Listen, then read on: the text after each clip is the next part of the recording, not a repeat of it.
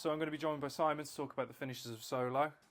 As mentioned previously, we can finish it with a nice smooth finish. That's done with a sponge float and a trowel. We can also do it a bit more rustic with a sponge float. Coarse sponge float, isn't it? Yeah, coarse sponge float, leaving it with a sort of heavy texture over the top. And some people will go over it with a finer sponge to, take out any sort of heavy lines or anything like that. Or we've got a number of different floats. We've got wooden float, poly float, we've even got a felt float. So there's a number of different floats you can use as well, all of which give slightly different textures and character to the plaster. And which will also change when you paint it. So when you paint it, so if you paint it with a lime wash as opposed to some sort of emulsion paint, the lime wash will catch in some of the in some of these textures slightly differently to an emulsion paint. So Tom's coarse orange spun is going to give quite a textured finish, so more of a sandpaper textured finish. Both these two floats here, the wooden and the poly float, are more closed in, where there isn't a texture on the surface. It's slightly more pitted and perhaps looks a little bit more like dressed stone. And then there's a slight difference between these two and themselves in that a wood grain and a plastic float in themselves gives a slightly different texture, which we'll look at in a moment.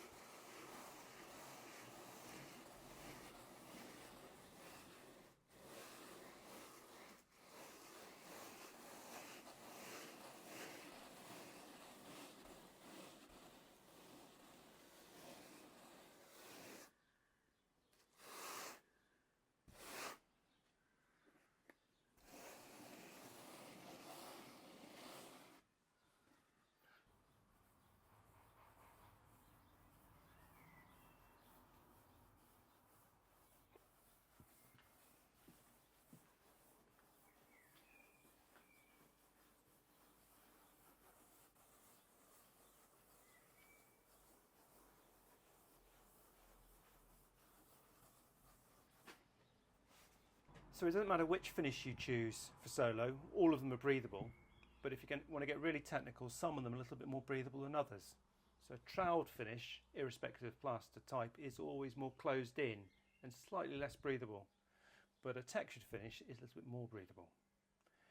Some people choose textured finishes in older buildings sometimes where they want a slightly more rustic look. Sometimes they choose them in modern buildings. We've had people who do newer extensions of older buildings and they want a textured plaster rather than just a polished pink finish. And some people leave Solo unpainted.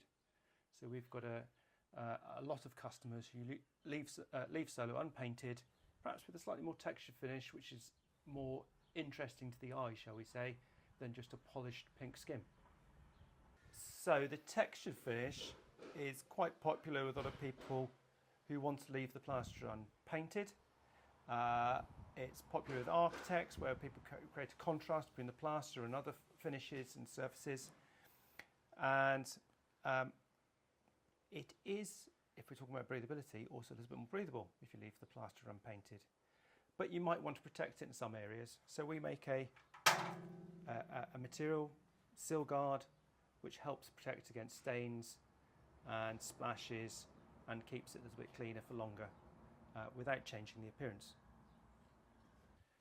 So finishing the Solo with different finishes reflects light differently, it catches the light It leaves you with a slightly less uniform appearance, which can be attractive in the right circumstances.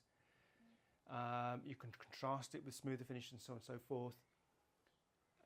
We can send you samples. So if you'd like the look of one of these samples, get in contact with us, go on the website and let us know, and we'll send you some.